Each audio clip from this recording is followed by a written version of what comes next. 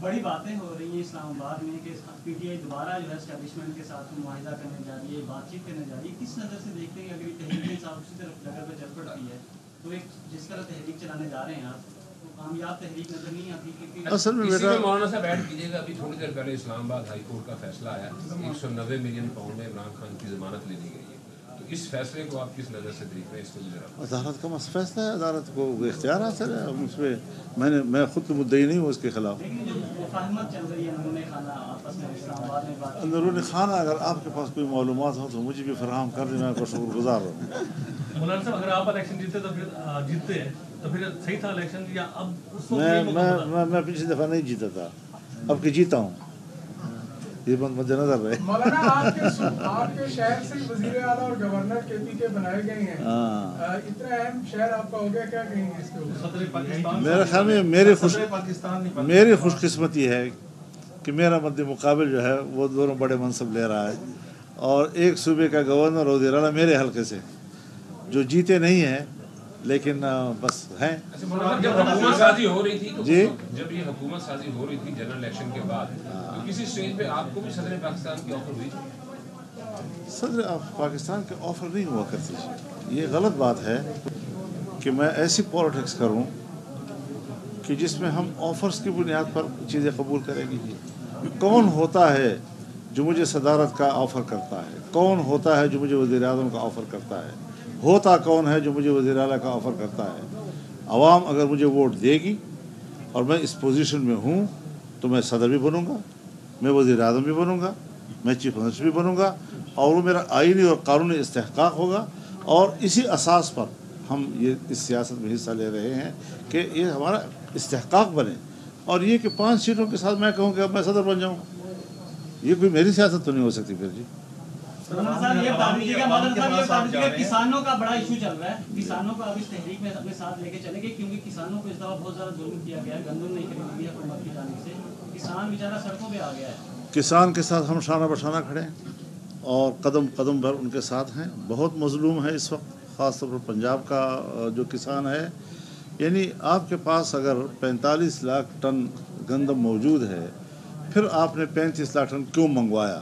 جبکہ اوپر سے آپ کا موسم بھی برداشت کا آ رہا ہے اور پاکستان کا اپنا گندم بھی آئے گا، تو کدھر جائے گا یہ؟ لہٰذا عام کسان کے ساتھ جو ظلم کیا گیا ہے اس وقت، اس کا پوچھ گچھ بھی ہونا چاہیے نا. یعنی صرف یہ تو نہیں کہ کسان پر ظلم ہو گیا، اب کسان کے رونے میں ہم ان کے ساتھ شریک ہو جائیں، کسان کے احتجاج میں ہم ان کے ساتھ شریک ہو جائیں. جنہوں نے یہ ظلم کیا ہے ان کا محاسبہ کیوں نہیں کیا جا رہا؟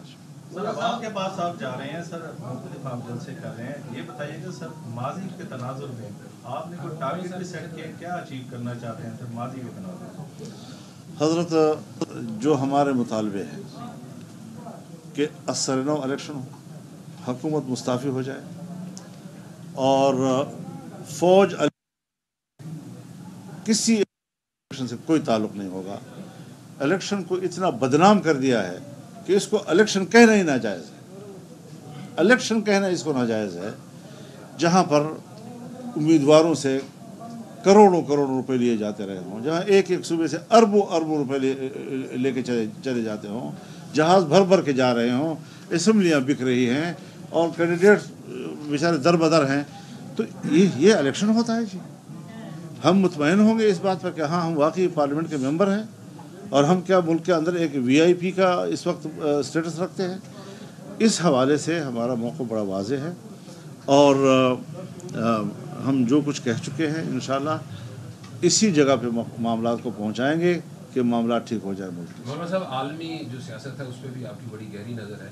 آج سے 2 روز قبل انڈیا نے ایران کی چاہ بہار جو پورٹ ہے اس کا 10 سال کے لیے جو ہے وہ لے لیا، اس کا قبضہ لیا ہے اور 10 سال کا ایگریمنٹ ہوا ہے. آپ اس کو کس نظر سے دیکھتے ہیں؟ جبکہ امریکہ نے ہمیں تو منع کیا پابندی کی وجہ سے کہ آپ اپنی گیس پائپ لائن آگے نہیں جا سکتے، کوئی تجارتی معاہدہ نہیں کر سکتے. تو اس دور میں انڈیا کا اس کے ساتھ معاہدہ اور 10 سال کے لیے. حضرت، ایک تلخ سوال ہے جو آپ نے کیا ہے اور دکھ ہوتا ہے انسان کو. نکلے تھے ہم سری نگر کو لینے کے لیے، ہاتھ سے جا رہا ہے مظفر آباد. یہ پالیٹکس ہے ہماری. ہم نے چین جیسے دوست کے ساتھ اتنا بڑا معاہدہ کیا میگا پروجیکٹس کے حوالے سے، اور اس نے پاکستان کو پرائرٹی دی گرم پانی تک پہنچنے کے لیے. और बैनुल-अक़वामी तिजारत के शाहराह पाकिस्तान को करार दिया उन्होंने, हमने उनको क्या जवाब दिया? आज पाकिस्तान में तमाम मेगा प्रोजेक्ट बंद कर दिए गए हैं। वो जो 1.5 साल की हुकूमत थी उसमें भी जो प्रोजेक्ट्स अनाउंस हुए थे, अभी तक उसके बारे में कुछ नहीं मालूम कि उनका क्या बनेगा, क्या वो हमारे अगले बजट में आएंगे या नहीं आएंगे। तो ये सारी सूरत हाल है कि आपका अफ़गानिस्तान के साथ भी झगड़ा, और ज़ाहिर है जी कि हमारे ऊपर तो ये लोग ज़ोरावर हैं।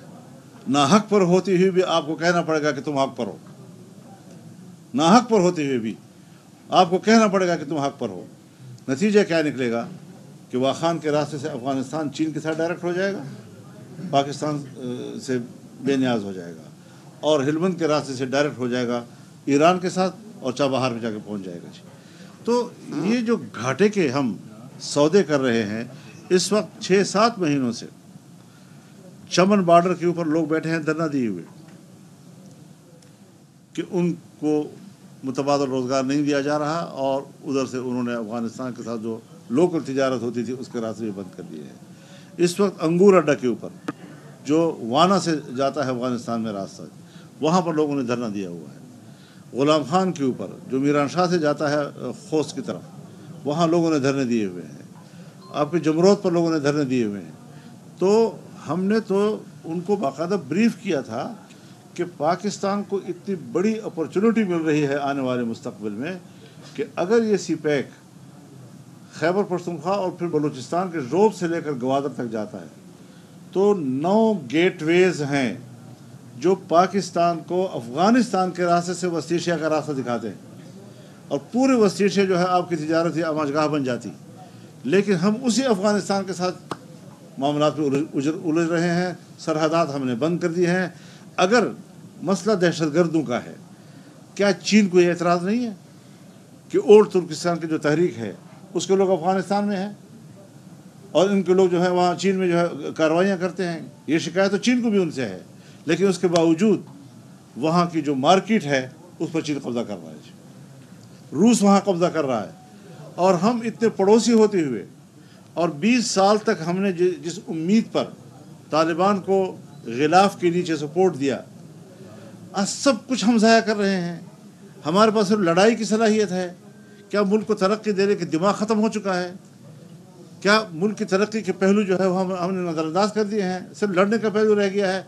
ये इसलिए कि जब आपका बाइख्तियार इदारा जंगजू इदारा होगा और जिसकी तरबियत दुश्मन से लड़ने की होगी, वो कभी भी आपकी सियासी क़यादत नहीं कर सकता, वो कभी भी आपकी माशी क़यादत नहीं कर सकता। उसका ये मैदान ही नहीं है सिरे से जी। लिहाजा पाकिस्तान इस वक्त घाटे का सफ़र कर रहा है, उसका घाटे का मुस्तक़बिल है और क्या जाने, लेकिन हम अपनी आवाज़ जो है इस हालात में